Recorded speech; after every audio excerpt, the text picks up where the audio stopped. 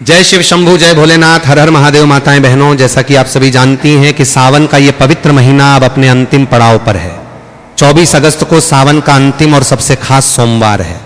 ये केवल सावन का आखिरी सोमवार नहीं है, बल्कि भगवान भोलेनाथ और माता पार्वती का सबसे विशेष आशीर्वाद पाने का अंतिम महाअवसर भी है। यदि आपने पूरे सावन में कोई विशेष पूजा नहीं की या किसी कारणवश सावन सोमवार का व्रत छूट गया तो घबराइए मत। शास्त्रों में बताया गया है कि सावन के अंतिम सोमवार को किया गया एक छोटा सा उपाय पूरे सावन महीने की पूजा का फल दे सकता है। आज की इस वीडियो में हम जानेंगे कि 24 अगस्त को शादीशुदा महिलाओं को हरी चूड़ियों का कौन सा अचूक उपाय करना चाहिए, जिससे पति की लंबी उम्र, अच्छा स्वास्थ्य, घर में सुख, समृद्धि और अखंड सौभाग्य का आशीर्वाद मिले। जैसा कि आप सभी माताएं बहनें जानती हैं, सावन के प्रारंभ दिन से ही हरी चूड़ी धारण करने की परंपरा मानी जाती है। किसी ने अपने पति के हाथों से हरी चूड़ी पहनी तो किसी ने इसे अपने पति या परिवार की ओर से प्रेम और सौभाग्य के प्रतीक के रूप में ग्रहण किया। हिंदू मान्यताओं में हरी चूड़ियों को सुहाग, समृद्धि और सुख शांति से जोड़कर देखा जाता है। लेकिन अब सावन के आखिरी सोमवार 24 अगस्त के दिन इसी हरी चूड़ी से जुड़ा एक विशेष उपाय हम आपको बताने जा रहे हैं। मान्यता है कि इस उपाय को श्रद्धा और विश्वास के साथ करने से जीवन में रुके हुए कार्यों को गति मिल सकती है और मनोकामना पूर्ति की राह आसान हो सकती है।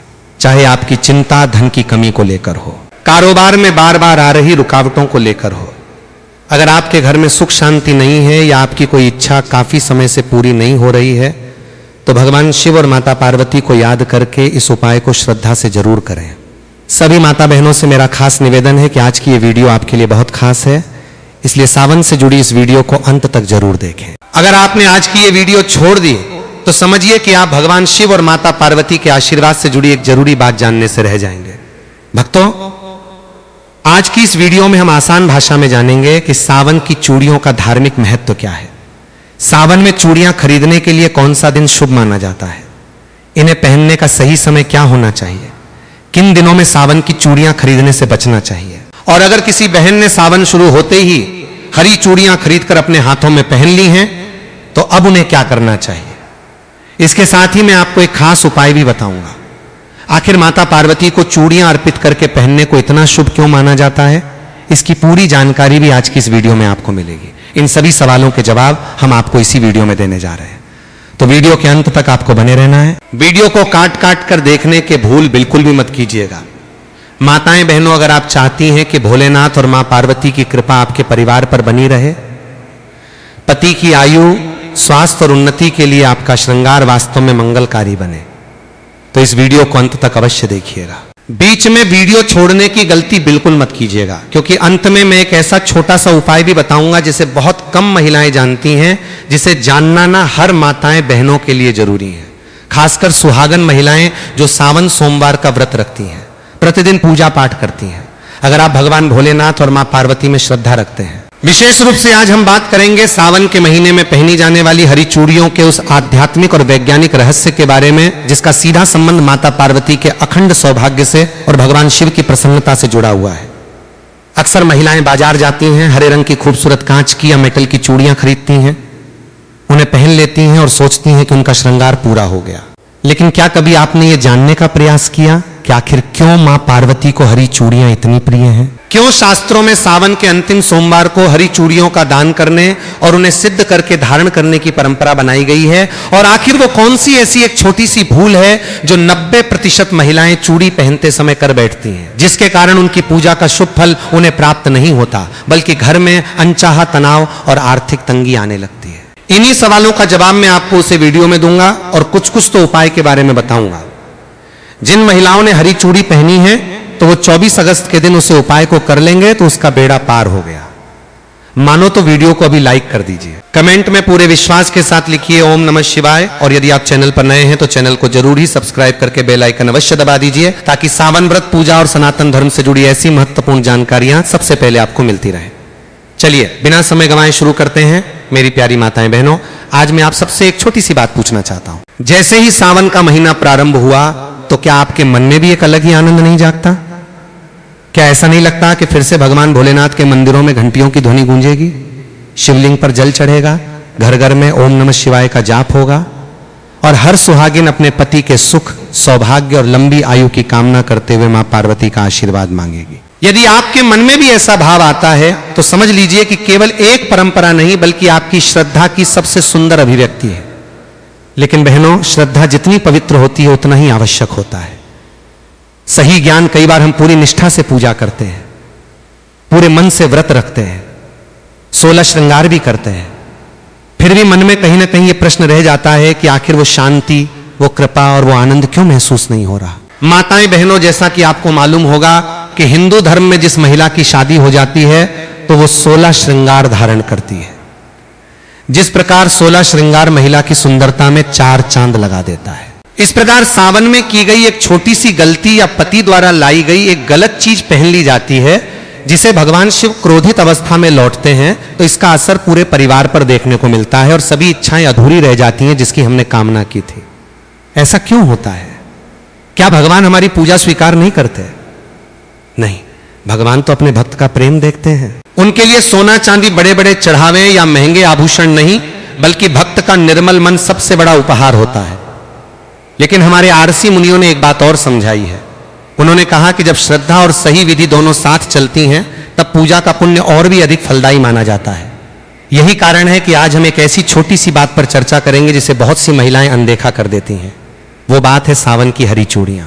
बहनों, आपको यह सुनकर आश्चर्य होगा कि हर साल हजारों महिलाएं पूरे उत्साह से हरी चूड़ियां खरीदती हैं, लेकिन उनमें से अधिकांश को यह पता ही नहीं होता कि इन्हें खरीदने का शुभ समय क्या माना जाता है, किस दिन पहनना उचित माना जाता है और पहनने से पहले कौन सा छोटा सा धार्मिक कार्य करना चाहिए। और अगर जिन महिलाओं ने खरीद ली है और हाथों में पहने हुए हैं तो उन चूड़ियों का क्या करें? अगर चूड़ी टूट जाती है तो उसका क्या करें? क्या कचरे में फेंक देना सही होगा या फिर दूसरी चुड़ैल लगाकर पहनना होगा?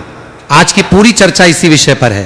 इसलिए मैं आपसे निवेदन करता हूं कि इस वीडियो को बीच में छोड़कर मत जाइए, क्योंकि आज की इस वीडियो में आपको हरी चूड़ी से जुड़ा हुआ सावन के अंतिम सोमवार के दिन एक ऐसा गुप्त और रहस्य उपाय बताने जा रहा हूं जिसे जानकर आपकी रूह तक आप जाएगी। कितनी भी पुरानी मनोकामना क्यों ना हो, वो 24 घंटे में पूरी होगी। पूरे सावन सोमवार का फल मात्र 24 घंटे में प्राप्त होगा और गरीबी तो खत्म होगी ही, साथ में धन आने के इतने रास्ते खोलेंगे कि आने वाली 17 पीढ़ी घर बैठकर खाएंगे। इसलिए वीडियो को पूरा देखें।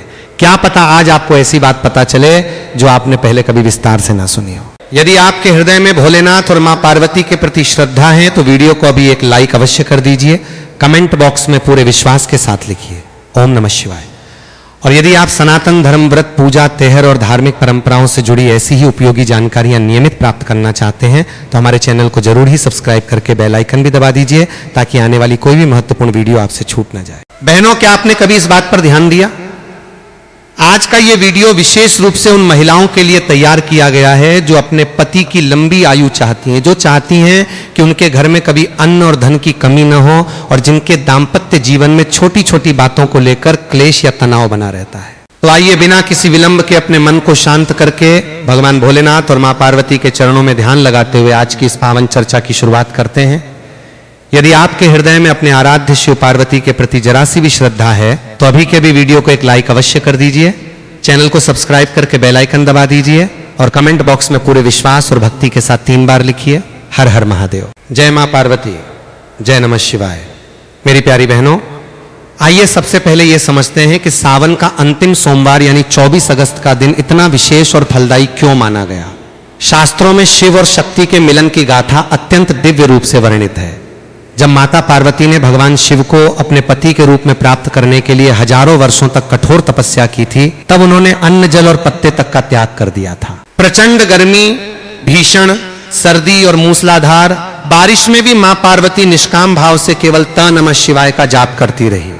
जब सावन का महीना अपने अंतिम चरण में पहुंचा तब भगवान भोलेनाथ माता पार्वती की इस निश्चल भक्ति और अटूट धैर्य को देखकर अत्यंत प्रसन्न हुए और उन्होंने मां पार्वती को दर्शन देकर उन्हें अपनी अर्धांगिनी के रूप में स्वीकार करने का वरदान दिया। यही कारण है कि सावन का अंतिम सोमवार शिव और पार्वती के अनंत प्रेम, विश्वास और सिद्धि का दिन माना जाता है।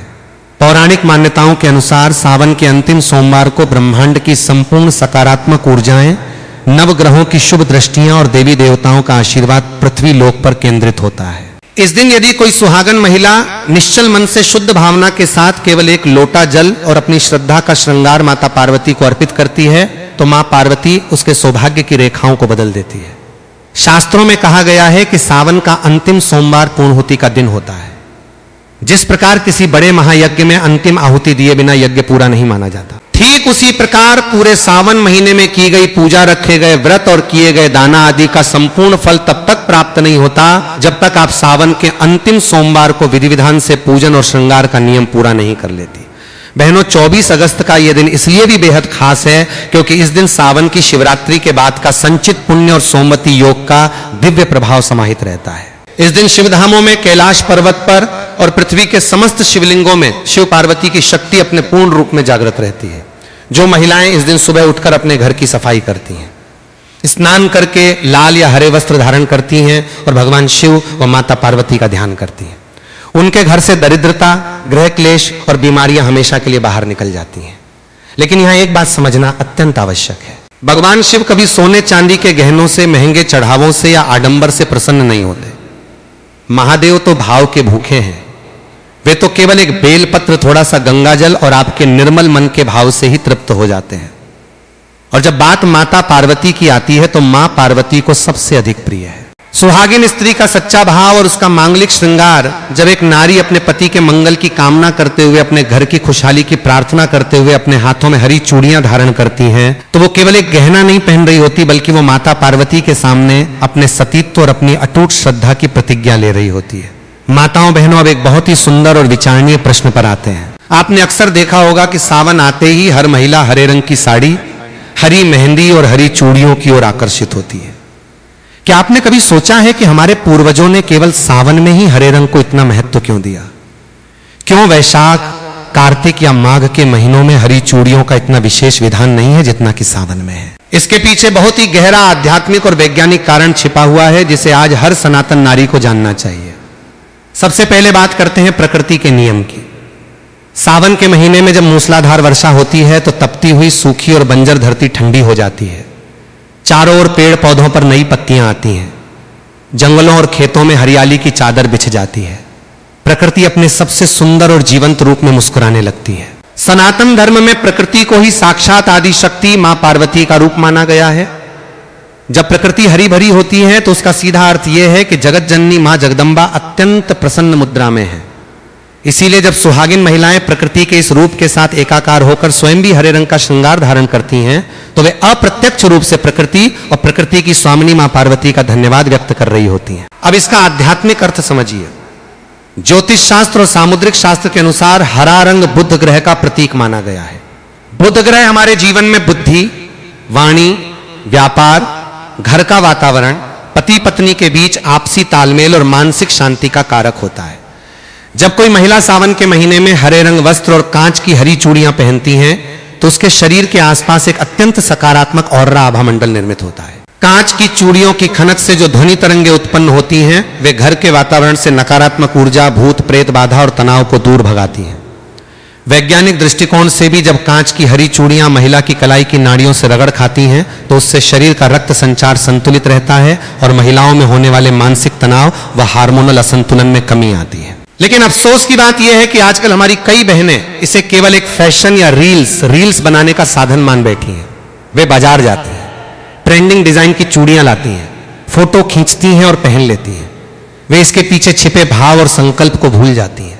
बहनों, याद रखिए, यदि चूड़ी केवल हाथ में सजाने के लिए पहनी जाए तो वह धातु या कांच का एक टुकड़ा मात्र है। लेकिन यदि वही हरी चूड़ी भगवान शिव और मां पार्वती के चरणों में स्पर्श कराकर अपने पति की लंबी आयु का संकल्प लेकर पहनी जाए तो वो साक्षात अखंड सौभाग्य का रक्षा कवच बन जाती है।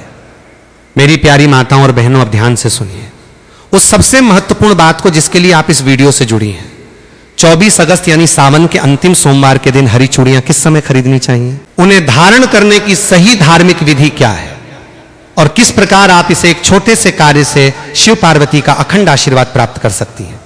हरी चूड़ी खरीदने का शुभ समय और नियम शास्त्रों के अनुसार सावन के अंतिम सोमवार को यदि आप नई हरी चूड़ियां खरीदने जा रही हैं तो ध्यान रखें कि खरीदारी हमेशा सूर्योदय के पश्चात और दोपहर से पहले प्रातः काल के शुभ मुहूर्त में या फिर शाम को प्रदोष काल के समय ही करें। दोपहर के समय जब सूर्य अत्यंत प्रचंड होता है 12 से 1:30 बजे के बीच, तब चूड़ियों की खरीदारी करने से बचना चाहिए।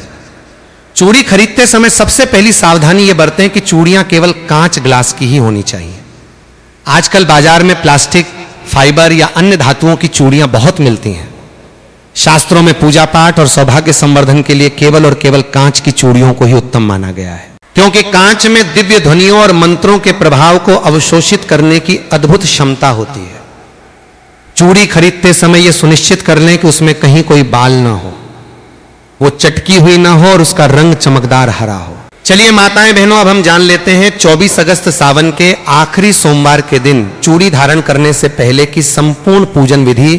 24 अगस्त की सुबह स्नान ध्यान से निवृत्त होकर स्वच्छ वस्त्र हरे या लाल रंग के धारण करें। यदि आपके घर के पास कोई शिव मंदिर है तो मंदिर जाएं। यदि मंदिर जाना संभव ना हो तो अपने घर के पूजा स्थान में ही एक लकड़ी की चौकी पर लाल या पीला कपड़ा बिछाएं। उस पर भगवान शिव और माता पार्वती की प्रतिमा या चित्र स्थापित करें। अब एक शुद्ध तांबे या पीतल की थाली लें। उस थाली में थोड़ा सा शुद्ध जल छिड़के और उस पर रोली व हल्दी से स्वास्तिक का निर्माण करें। अब जो नई हरी चूड़ियां आप बाजार से लाई हैं, कम से कम 16 या 24 चूड़ियां, उन्हें उस स्वास्तिक के ऊपर रख दें। इसके बाद चूड़ियों पर थोड़ा सा गंगा जल या शुद्ध जल छिड़क कर उन्हें पवित्र करें। फिर चुटकी भर हल्दी, थोड़ा सा कुमकुम और अक्षत बिना टूटे हुए चावल उन चूड़ियों पर अर्पित करें। इसके साथ ही माता पार्वती के चरणों में लाल चुनरी और 16 श्रृंगार की सामग्री, जिसमें मेहंदी, सिंदूर, बिंदी, कंगा आदि शामिल हो, अर्पित करें। अब अपने हाथ में एक धूप बत्ती या गाय के शुद्ध घी का दीपक जलाएं। दीपक की लौ से चूड़ियों को 7 बार आरती की भांति घुमाएं। इसके बाद अपने दोनों हाथ जोड़कर अपनी आंखें बंद करें और माता पार्वती का ध्यान करते हुए इस दिव्य मंत्र का 11 बार जाप करें।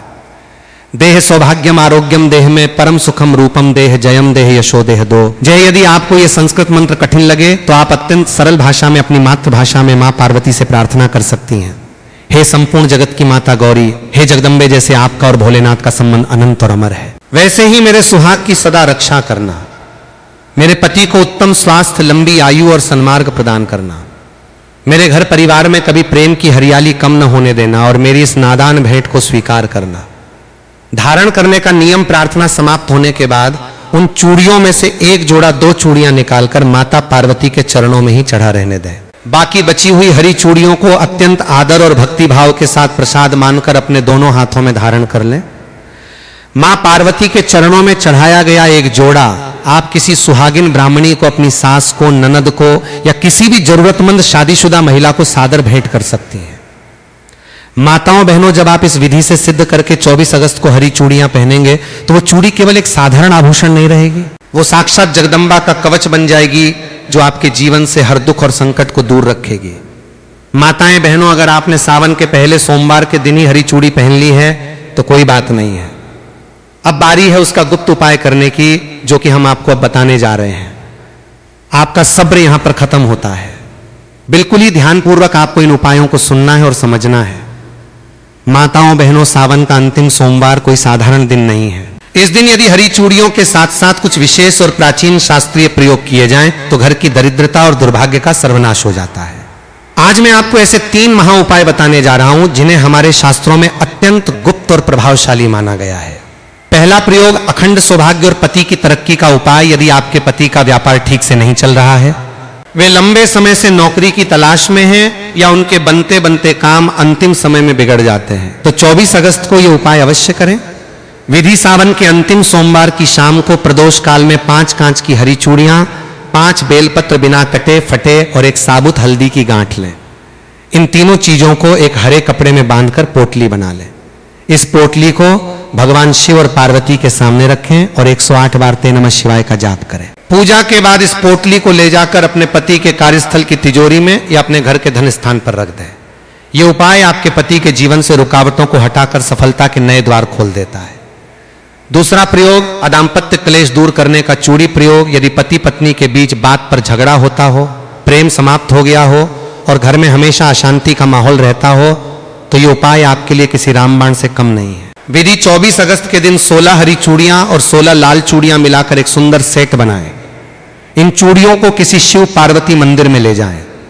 वहां जाकर मां पार्वती को सिंदूर लगाएं और उसी सिंदूर से अपने माथे पर तिलक करें। इसके बाद उन चूड़ियों को मां पार्वती के चरणों में अर्पित करके प्रार्थना करें कि आपके घर के क्लेश शांत हो। पूजा के बाद उन चूड़ियों में से आधी हरी और आधी लाल चूड़ियां स्वयं पहन लें और बाकी आधी चूड़ियां किसी सुहागन स्त्री को दान कर दें। यह उपाय पति पत्नी के बीच खोए हुए प्रेम और विश्वास को पुनर्जन्म देता है। तीसरा प्रयोग, आरोग्य और लंबी आयु का महा उपाय। यदि घर में कोई सदस्य लंबे समय से बीमार है या आपको स्वयं शारीरिक कष्ट रहता है तो सावन के अंतिम सोमवार को हरी चूड़ी और हरे मूंग का यह प्रयोग करें। विधि, 24 अगस्त को एक मुट्ठी साबुत हरा मूंग और एक जोड़ी हरी चूड़ी लें। इन्हें बीमार व्यक्ति के सिर के ऊपर से 7 बार उबार लें, क्लॉकवाइज घुमाएं। इसके बाद इन चूड़ियों को किसी शिव मंदिर के बाहर बैठे जरूरतमंद व्यक्ति को दान कर दें या किसी गाय को खिला दें। ऐसा करने से भगवान भोलेनाथ की कृपा बनी रहती है और बीमार व्यक्ति के स्वास्थ्य में भी धीरे धीरे अच्छा सुधार देखने को मिल सकता है। मेरी प्यारी बहनों, पूजा का पूरा लाभ तभी मिलता है जब हम पूजा करने के साथ साथ सही नियम और मर्यादा का भी ध्यान रखें।